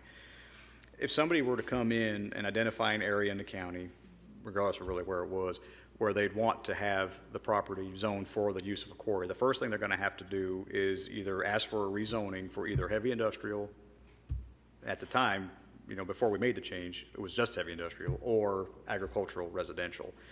Now, the reason we as staff felt more comfortable putting agricultural residential also as a special exception for rock quarries is in the event if somebody gets property rezoned for a rock quarry and it's only allowed in the heavy industrial zone. Okay, they get however many 100 acres they need. They meet the setback criteria, everything. They've got what they want. They go in front of the Board of Zoning Appeals at that point to get their special exception to do a rock quarry, and a BZA looks at it and says, no, we don't think this is an appropriate area for a rock quarry. We're going to deny your application. Okay, you don't have a rock quarry, but you still have heavy industrially zoned property, and there's a lot of different uses that can be used, or that the property can be used for under a heavy industrial type zone. Especially with a larger tract, you could be looking at warehousing, distribution, larger factories and things. There's a lot of uses that can go in there that probably was not intended when the zoning first came through. Now, on the flip side of that, if somebody comes in, looks at that same property and says, okay, I want to have it zoned agricultural residential to do a rock quarry, then the first step they have to do, again, they come through the Planning Commission, Board of Commissioners, just like they would if it was industrially zoned. They get their zoning approval. They still have to go to the Board of Zoning Appeals. If the Board of Zoning Appeals looks at that and still says, no, we don't think this is appropriate, the zoning is still there, but it's only agricultural residential at that point. And there's a whole lot less uses that you can do, a whole lot less offensive type uses that can be done in an agricultural residential zone than can be done in a heavy industrial zone. That's why we made that recommendation. Regardless of which route they go, quite frankly, the properties on here that are identified as agricultural, by themselves, I don't think could ever support a rock quarry based on the setbacks that we have. I really anticipate that any future rock quarry is going to have to assemble several properties in one to get a very usable, a property that's large enough to be usable. You'll remember the example we used when we were doing the study was about a 650 acre or so tract that we were looking at. So that was the reason we required that, or that we recommended we put that agricultural residential in there and not just the heavy industrial. There may be some areas where it may be more appropriate in time. Right now, we just felt better having that other alternative in there. So again, if you agree with that, then we can just leave it as is. If not, I mean, I just wanted to make sure that his letter, that we did bring it up tonight, because he did, I think this was today even we got this. Yeah, it was emailed to us today. So.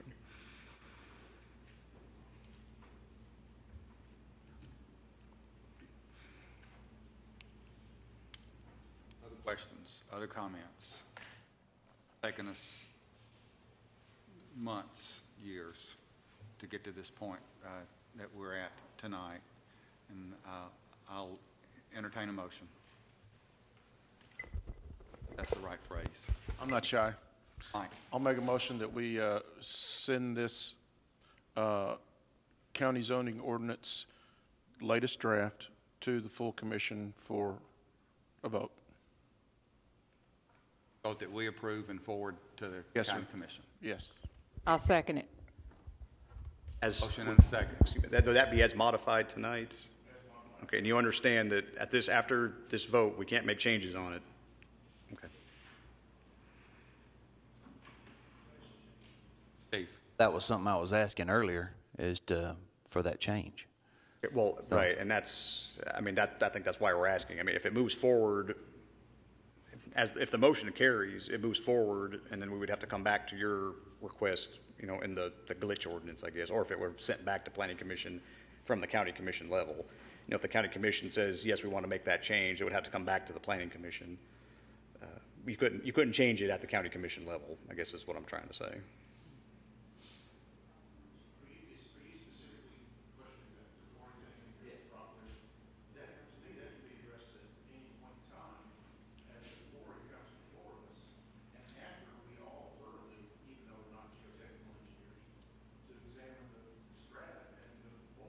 Well, we were talking that we could bring this up in 2 weeks, or we can bring it up in our next night meeting. So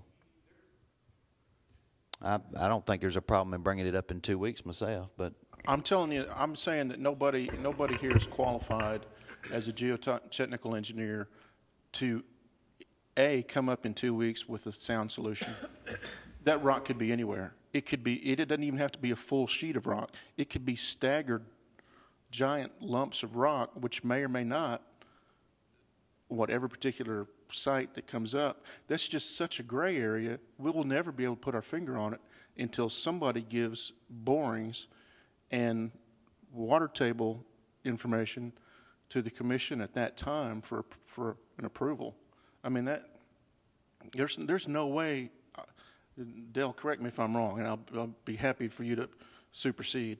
But I don't think there's any way we could come up with anything that would legitimately say that Pierce area is a solid running piece of slab, we're assuming it's flat, that would interfere with any wells at this point in time. We just don't know. We don't have near enough information to even try and put in writing. Because if you just said, okay, we're going to stop all depths at the Pierce level, that we don't know if that, we're not smart enough to know if that's a real thing to do. I mean, there's too many unknowns on that in terms of location and how big of a plat of Pierce stone there is. It's not all over the county, and Dale mentioned that earlier. It's just little islands of that around the county. So it'd be hard to put a restriction on it when we have no idea where we're even talking about at this point. I think that has to be addressed at the time somebody comes to us or the BZA and says, here's our quarry data, here's our logging data, here's the strata data for the geotechnical information, and then the body, whoever is in charge at that point, can ask those intelligent questions. I think we're way looking in the future of something we can't control at this point. That's my statement. Yeah, my thinking on that process, and I got a note from Mike also, is MTSU and the gentleman I worked in quite a few studies. There's Dr. Ogden, who's in their geology department.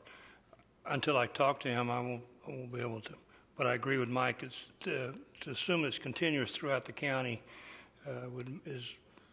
that'd be very challenging, because of the way rock is formed and that situation. I would say it's probably in the majority of the county, but just based on what Mr. Williams, if his information is correct. But when you get into an individual piece of property, it would be up to the people who are developing that piece of property to show you the level of the pierce, because you're not going to have enough drill borings, spaced on a quadrant situation to know whatever piece of property.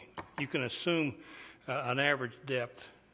I'll give you an example. When we do stormwater buffering along a river, it has to be an average 60 feet. It can be less in situations and more, but the average for the whole thing of the property.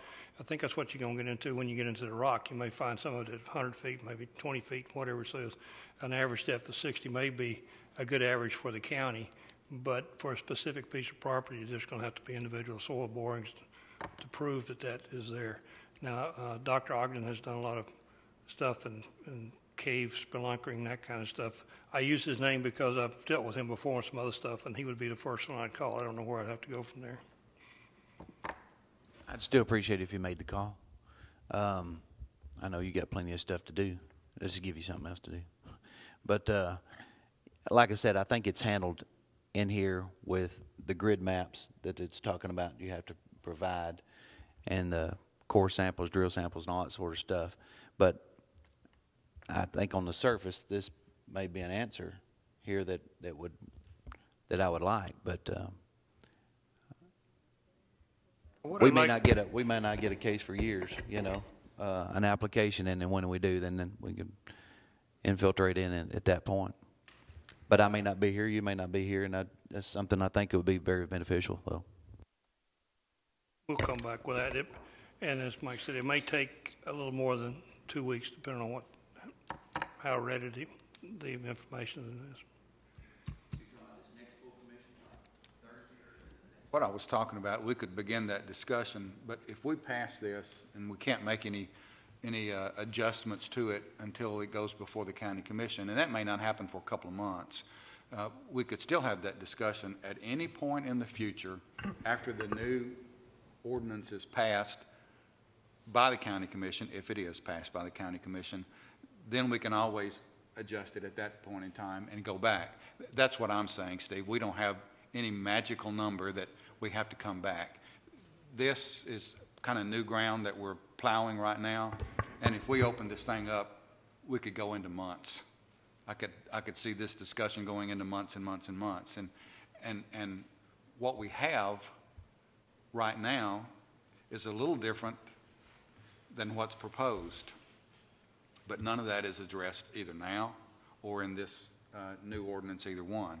And if we want to address that, I think that would be a great topic for this commission to look at in the future without ignoring it and get into it. We don't have to do that.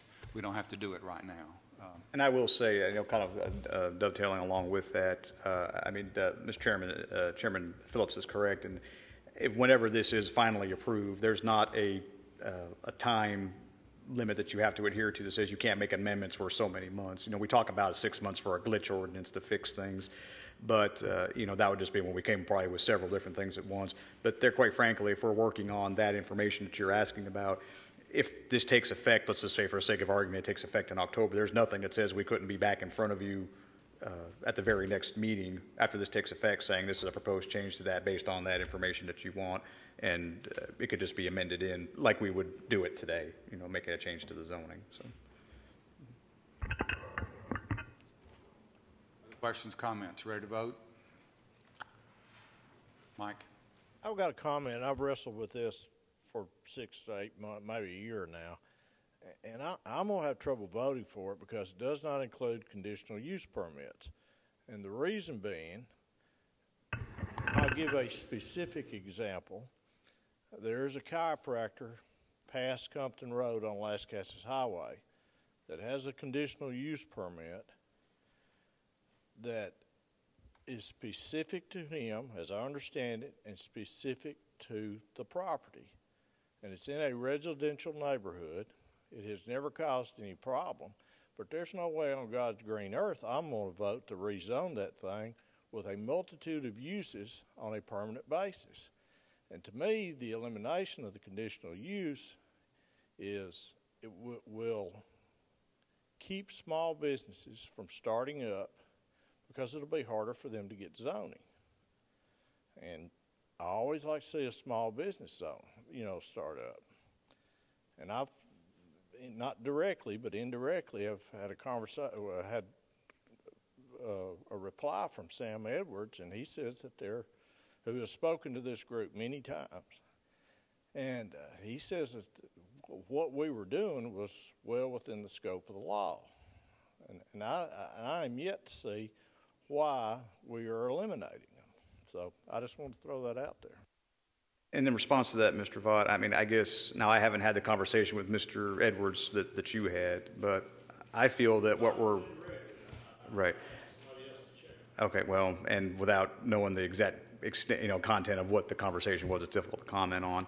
I will say, though, that I feel that what we are proposing today is more consistent with state law than what we are currently under, okay? I understand your concerns.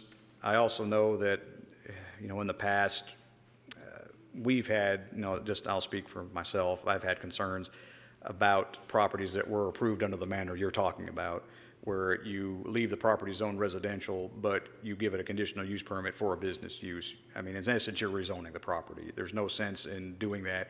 It's almost like it was kind of almost like a feel-good approach. It made everybody feel better about what they were doing, but quite frankly, it was not good planning practice.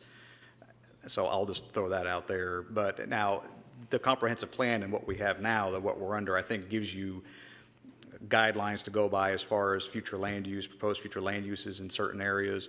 And I think that this draft being consistent with that, I think gives you more of an ability to look at how it's going to affect the area, how it meets the goals of the comprehensive plan and also of the zoning ordinance, and make the decisions from there. I don't think there's anything in here that, I'm with you. We're not trying to prohibit small businesses from getting started. We just want to make sure it's done in a way that is, from a planning standpoint, is good planning practice. Why is that bad planning to have it tied to the person that the community is familiar with and tied to the property? And in other words, if the business sells, then they've got to come back before this body. Or if the business, if the business changes hands, or if the business ceases, it goes away and it goes back to residential. And I find a certain comfort zone with people knowing their neighbors, and if it's that person, that's fine. But if it's going to be 10 other possibilities of a business there, then they're going to be opposed to it, and it's going to be harder to vote for things. Why is that bad planning? Well, again, I think I'll go back to the fact is, if you have a piece of property that's zoned residential, is being used for non-residential purposes, again, you just call it what it is. It's commercial property. I don't think, first of all, it's the most efficient use of the Planning Commission's time as far as when somebody gets a use, and we've seen many of those type uses here before, where somebody comes in, is approved for a single specific use on, even on commercially zoned property, and then somebody else comes in, they want to do something that's a little different, and they have to go back through this whole process just to make an amendment to the conditional use, when if we're under a system that we're proposing, they're able to make that change without really having to come through this. I think that really helps those small businesses that are zoned commercial and have more flexibility than the current system we're under right now. That's one, I guess, response to that. I think it's also an enforcement issue. It becomes difficult for us to know when property sells, because a lot of the conditional use permits that were made are typically made either by lease or sale of the property. Especially with a lease situation, we're not always privy to that information. We always don't know what has happened, and it becomes an enforcement issue on our end to know exactly when a property has sold or when a lease has expired or something like that. We just don't really have an infrastructure available to help us track those kind of things. I think that's an issue as well. Plus, you recall, we dealt with a piece of property, I think it was on Couchville Pike, that started out like that. It was granted a conditional use permit to operate some sort of a shop in, and I forget the exact the address and everything, but it was left residential. Over the period of several years, it came in with different uses each time. Every time it was approved, as I recall. The lot itself was not built up to any kind of a commercial standard because it was still residentially zoned, had gravel parking, those kind of things. And the last application we had on that property, you recall, we just said, look, we've been doing this for years now. We just recommend you call it commercial, call it what it is. It's a commercially used piece of property. So I'm of the opinion that not every use, like you were saying, it reverts back to residential use. Not all uses do that.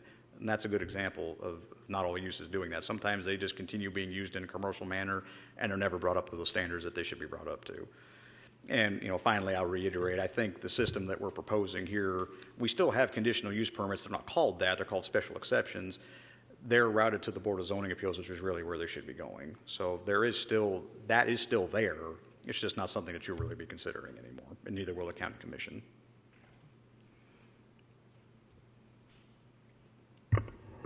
Comments, other questions? Ready to vote? All those in favor, please say aye. Any opposition? No. Ayes carry. Motion carries. That leaves us with where we go from here. I would suggest that maybe Doug and myself get with Mayor Burgess and put together a timeline. County Commission has a lot on its plate, usually in August and September with new committee structures and those types of things, so it may even be October before we get. But we would probably suggest a work session in conjunction with the County Commission and go through the highlights of the new proposed zoning ordinance, and that would be outside of a regular County Commission meeting and outside of a regular, or could be in conjunction with one of our meetings if we don't have a lot on the agenda. So we could do some things like that. We'll get get with Mayor Burgess and try to sit together a timeline and report back at our next meeting, which is scheduled for Monday, the 27th of this month at 9 a.m. Item 7, staff reports. Don't believe I have anything further, sir. Under other business, I think we all got a copy of a memo from Josh on a new statute that dealt with disclosure statements regarding conflicts of interest, and I've asked Josh to comment on that. Just what does it mean, Josh? I sent you a memo dated August 6th. There was a statute just passed effective July 1 that requires planning commissioners to file a statement with the Tennessee Ethics Commission. Historically, planning commissioners have not been included. There's a big, long list of officials and so forth in Tennessee that are required to file these statements, but planning commissioners have not been included, and now you are. It's an annual filing, and for the time being, don't do anything. I really was just letting you know. According to the Tennessee Ethics Commission website information anyway, they're going to send out statements to the planning commissioners all over the state toward the end of the year, and a statement will be due at that time. So I don't think you have to take any action right now, but I'm just giving you a heads up that that's coming, and that's something that will be required moving forward. And I will say, to add on to that, the state's already been in contact with us for all your addresses, and we've complied with that. They will come to us individually at our risk. Yes, sir. Right. That's what I was led to believe, since they wanted addresses and everything. Yes, sir. This is a statement, an ethics statement that the County Commission has been dealing with for as long as I can remember, and really it's just a disclosure of any potential conflict of interest that you or your family may have. It's not as big a deal as it might sound, but it does put information in the public's hands that relate to any potential conflict of interest. Anything else? thank you. I'd like to kind of thank our mentor, Craig Lynch, for starting this process a couple of years ago and kind of leading us through this process. And thank you, Craig, for that. And I do appreciate all of your hours and hours that you've put into this, staff especially, all of the hours that you have put in this, all the expense that we've gone through, and hopefully we'll have a good document to present to the county commission and let those guys take a look at it and give us some feedback within the next 60 to 90 days. Is that it? Yes, that's all. Anything else? We're adjourned.